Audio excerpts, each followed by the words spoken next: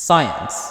It has explained many of humanity's greatest questions, from the mysteries of the universe to the aerodynamics of anime bonkers. But can science explain the denseness of your typical MC in a rom-com anime? Fear not, because our protag is a nerd who's willing to find answers to questions many of us dare not to know. Questions like who asked, as he's put in a situation where a woman confessed to him. But as a proud science type, he likes to do things the science way, as he and the woman, who's just as dense as him, tried to prove their love with science. Trust me, it sounds even more absurd than it sounds. So this all started on a normal day within the fine four walls within Ikeda Lab, where our protags, Yukimura and Himuro, are doing their research activities as usual. But suddenly, Himuro casually drops a bomb and confessed to Yukimura. Truly is something that can only happen in her dreams, but because he's a stubborn nerd, he won't accept her confession unless she can show proof. And somehow, Himuro just agrees with him. Turns out their romantic experience is basically non-existent, just like your head on cooking. And as ridiculous as this sounds, they tried to find the definition for love using themselves as test subjects for their own experiments, joined by the rest of our main cast. Kosuke,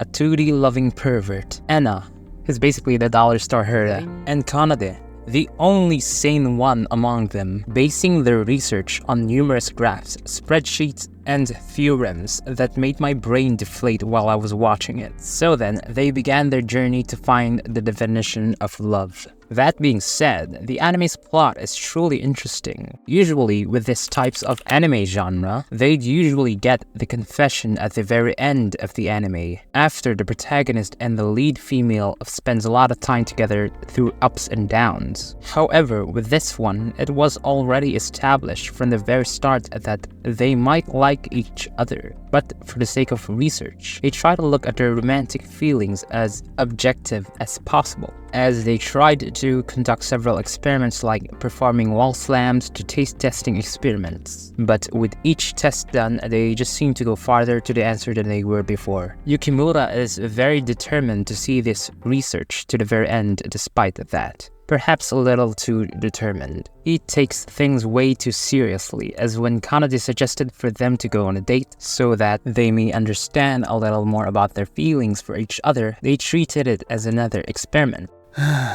What part of the word date do you two not understand? You know, some people are willing to die for being in a position like Yukimura. But despite this absurdity, I think this is Yukimura's way of showing his affection for Himuro. We really never saw flashbacks of Yukimura in the anime, but I can assume that he solely relied on his intelligence to socialize with other people. Yukimura lacks social skills, so he uses some sort of cognitive empathy to make up for it, but I think I'm reading too much into it. Nevertheless, the anime never fails to make me laugh with how seriously unserious these science freaks are. I mean, have you seen anyone be rejected with a PowerPoint presentation? Or maybe justifying that being in love with a 2D girl is as real as being in love with an idol? I know some of you do. The two protagonists are literally the nerd emoji, but despite their stupidity, our protag has some sort of character development. He's very socially unaware, a guy who can take a hint very well, like I do. And he was pretty much inconsiderate with not just Himuro's feelings, but to his lab mates as well, which most of the time is the catalyst for comedic scenes to play out. But that one time where things truly took a turn, when Yukimura said the worst thing you can say to a girl. It's not like we're dating or anything. Oh, that's gonna hurt. Luckily, they were able to fix it by the end and even snatch a kiss. And towards the second season, we can see that he's actually a little more careful with how he interacts with Himuro. An applause for our very socially awkward guy. What a massive improvement. But he's still as dense as ever. Besides the two main characters, I also love how the anime involves the three other characters in the story. Ena and Kosuke basically have their own subplot within the anime, as we see a potential relationship forming between the two of them, even though they initially have no romantic interest in each other. But as the time goes on, there's this nagging feeling that they might actually like one another, although they deny it. And in my opinion, while Yukimura and Himuro shows the romantic comedy side of the show, Kosuke and Ibaradda represents a slow burn romance due to the infrequency of their romantic development, which is what makes it so great. And also because they have a pretty great dynamic with each other. Kosuke being the cocky guy, yet is actually just all talk. And conversely, Ena, cheeky but can actually get things done.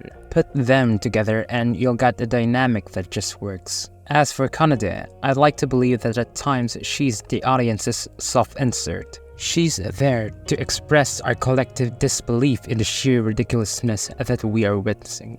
Her reactions pretty much enhance the comedic effects of the show, but as a character herself, I think she's actually decently well-rounded. Apparently, the reason why she's the only normal person on the main cast is that she's actually consciously trying to make an effort to be normal because she did not want to be seen as abnormal and wanted to fit right in society. We can see hints of this even in the very first episode of the anime and always using the word normal. Normal this, normal that. And it's pretty much caused by the events that happened in her past, with it still haunting her. So while the other four are going on about their wacky adventures, Kanade was dealing with her own troubles, which was the focus of the half of the second season. Not that I'm saying that I loved watching Kanade suffering, I'm not that sadistic, but I just loved seeing an actual dramatic conflict that just not only involves romance, cause in a lot of rom-com animes, the conflicts presented in the story are just mild and their types of conflicts most of the time are just potential romantic rivals for the main couple. With here, you get to see a type of inner conflict that you can probably relate to. And I also liked how there's something going on for everyone here at the same time. It keeps the anime more interesting to watch, as we're not only focused on one point, as we're anticipating for what move do the other characters do. With that, I'd say this is definitely an anime that you should watch if you're looking for an anime that can make you smile from ear to ear, or if you want something that can make you squeal from infatuation. You won't see another anime that does their humor and romance like this one. It's a delightful blend of sheer absurdity and a heartwarming experience in the anime world. And hey, if you made it this far, then why not click that subscribe button? But that's it for this one, and as always, I'll see you in the next one.